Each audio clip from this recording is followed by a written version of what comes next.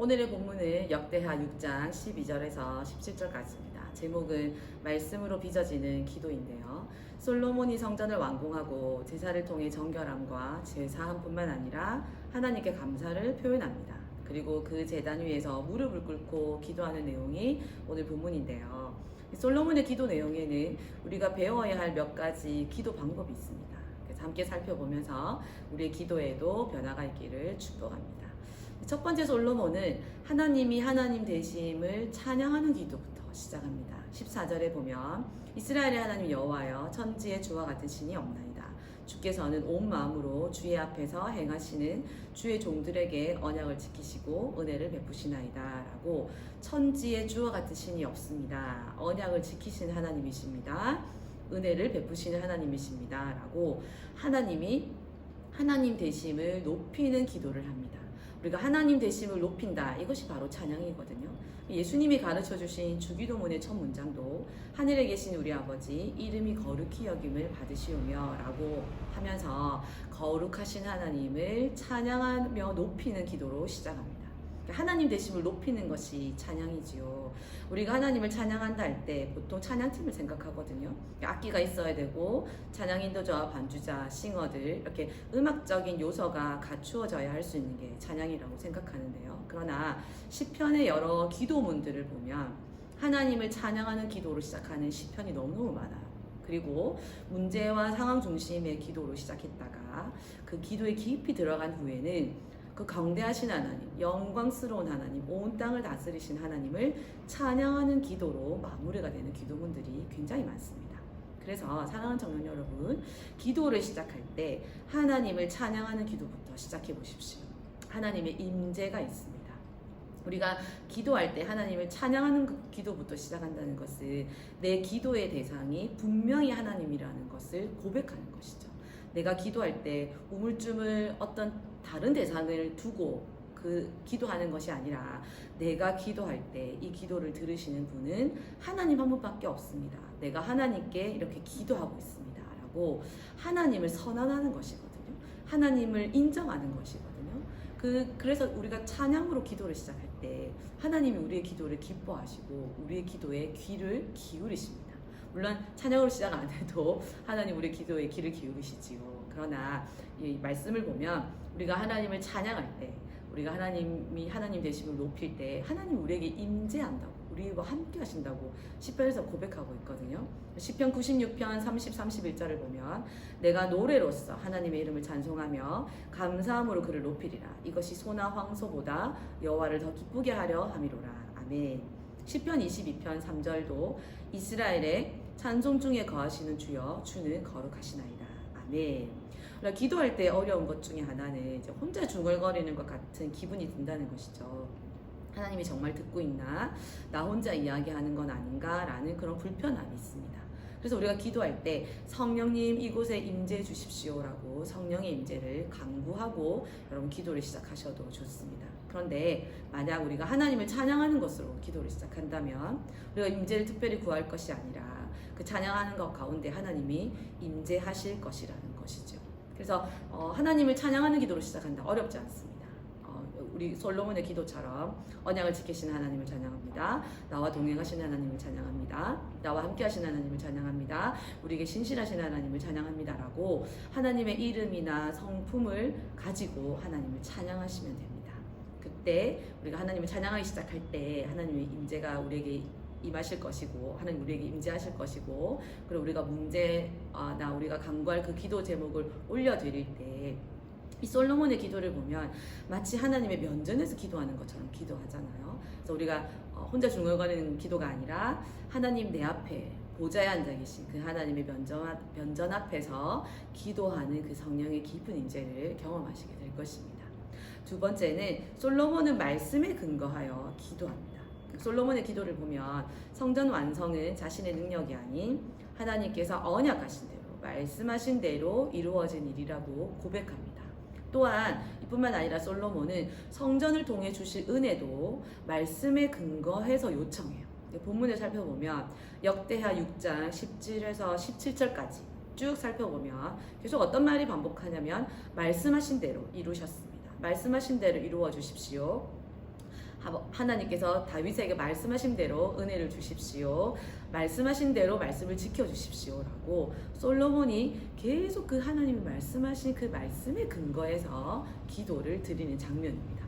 우리는 일반적으로 문제중심 또 상황을 해결하기 위한 기도가 많지요. 하나님이 이 기도에도 응답하십니다. 그러나 말씀 기도라는 것은 100% 응답이 보장되어 있습니다. 왜냐하면 하나님 말씀은 하나님의 약속이지요. 하나님이 약속하셨다는 것은 하나님이 반드시 이루시겠다라는 그 의지가 담겨 있고 성취가 담겨 있는 것이거든요. 그래서 말씀 기도는 이 솔로몬의 기도처럼 말씀에 기록된 그 약속을 붙들고 하는 기도가 말씀 기도입니다. 이 기도에는 힘이 있어요. 우리가 문제 중심이나 상황 중심의 기도는 하나님 응답하실까, 듣고 계신가 라고 그 응답에 대한 불확실성이 크지요. 정말 응답하실지 늘 조마조마합니다. 그러나 이 말씀 기도는 이미 하나님이 이루시겠다고 약속하신 것이기 때문에 이미 응답을 받은 것과 같습니다. 그래서 사랑하는 청년 여러분, 기도하실 때 말씀과 함께 가면 좋아요. 특별히 기도가 잘 안 될 때는 말씀을 읽는 시간부터 먼저 가져보십시오. 그리고 기도 전에 말씀을 읽고 그리고 기도하고 난 뒤에도 반드시 말씀을 읽으면서 마무리하시면 좋을 것 같습니다. 왜냐하면 우리가 말씀을 읽을 때, 기도 후에 특별히 말씀을 읽을 때는 성령님께서 각 사람에게 하나님의 뜻과 응답하시는 것을 어떤 영적 감각으로 우리가 확신을 갖는 것이 아니라 말씀을 통해서 확신을 가질 수 있기 때문에 그 기도 응답에 대해서 훨씬 더 많은 응답의 경험들을 할 수 있다는 것이죠. 그리고 그 응답이 당장 눈에 보이지 않고 현실에 일어나지 않는다 하더라도 하나님이 이미 말씀으로 약속하셨기 때문에 이 약속은, 이 말씀은, 응답으로 주신 이 말씀은 이루어 주실 것이라는 믿음을 가질 수 있다는 것입니다. 또한 우리가 말씀으로 기도할 때 유익한 점이 또 뭐가 있냐면, 이 기도와 병인의 말씀은 성령님께서 우리가 말씀을 읽을 때 이 말씀이 나에게도 이루어지면 좋겠다라는 그 소원함을 주신다는 것이죠. 여러분, 말씀이 여러분의 소원함이 되신 적이 있습니까? 말씀을 읽으면서 하나님, 이 말씀을 내게 이루어 주십시오. 이 말씀이 나에게 실제가 되게 해주십시오. 나도 이 말씀이 나에게 경험되어지게 해주십시오라고 말씀이 여러분의 소원함이 되어진 적이 있는지 한번 생각해 보십시오. 우리의 소원은 어떻게 보면 굉장히 세상적입니다. 우리의 기도 제목들은 어떻게 보면 굉장히 세상적인 것들이 많지요. 직장이나 학업이나 또 관계나 불안한 미래에 대한 평안이나 결혼. 그러나 이 기도가 말씀과 병행될 때 하나님이 나에게 말씀하시는, 내가 읽고 있는 이 말씀이 나에게 소망이 되고 기도 제목이 되는 이 놀라운 은혜를 경험하게 됩니다. 그리고 이 말씀이 나에게 이루어지면 좋겠다는 이 말씀이 나의 기도 제목이 되는 것이죠. 그래서 문제 중심, 강구 중심의 기도에서 벗어날 수 있습니다. 약속을 붙드는 말씀으로, 그리고 그 말씀이 나의 기도 제목이 되어서 정말 하나님의 뜻을 구하는, 하나님의 나라를 구하는 그 기도 제목으로 점점 변화되기 시작하는데, 어떻게 그런 변화를 경험할 수 있는가? 우리가 말씀으로 기도하기 시작할 때, 여러분의 기도가 말씀과 병행될 때 이런 은혜가 임할 수 있다는 것이죠. 그래서 사랑하는 청년 여러분, 기도가 말씀과 함께 병행되기를 축복하고, 또 기도 전에 말씀을 읽고 기도 후에도 말씀으로 마무리가 되는 그런 기도에 동참해 보시기를 도전합니다. 하나님은 자신의 뜻을 우리에게 알려주시고 또 가르쳐 주시기를 원하세요. 왜냐하면 관계를 맺기를 원하시니까요. 우리가 자녀이기 때문에 하나님 우리에게 자신의 뜻을 비밀에 붙이지 않고 또 우리에게 한번 알아봐라 이렇게 놀리지 않으세요. 하나님은 우리에게 알려주시기를 원하고 자신을 계시하기를 원하시고 우리에게 자신의 뜻을 알려주시길 원하시죠. 그래서 말씀을 주셨기도 한데요. 그 방법 중에 하나가 기도라는 거예요.